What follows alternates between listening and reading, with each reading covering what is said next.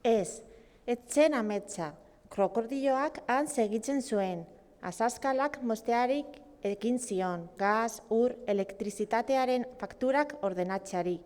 Orraztu egin zen berriro, eta berriro begiratu zuen urduri oepean.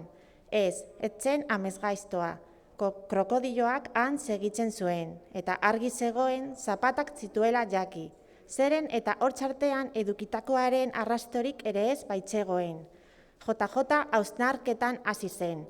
Ea, pentsa dezagun. Esan zion bere buruari, lasaitzen ahaleginduz. Krokodilloa ez da inguru eta klima honetako animalia, ondo da. Horrek esan nahi du nobaitetik etorri dela. Hortaz, kontua zera da ea nondik etorri den. JJak giza horretan pentsatzen jarraitu zuen. Logika ezin zorrotxagoz. Inguruko zein lekutan egon zitekeen krokodillorik? Inonez, edota jakina. Nola ez zitzaion lehenago bururatu?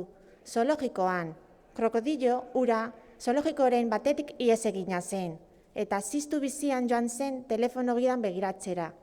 Pizka bat lasaitzen jasia zela nabaritu zuen. Hiriko jolas parkearen telefono zebakiaren bila horriak pasatu bitartean, egin zuen bere artean bizitza honetan garrantzi zuena lasai egotea zela, eta burua argi edukitzea unerik zaienetan ere. Unerik, bai, esan, jolas parkea, bai, hor zoologikoa duzu ez da? Bueno, animaliaren bat badago. Krokodillorik falta zaizue? Nola diozu? Bai, ea ez alzareten konturatu krokodilloren bat falta zaizuela.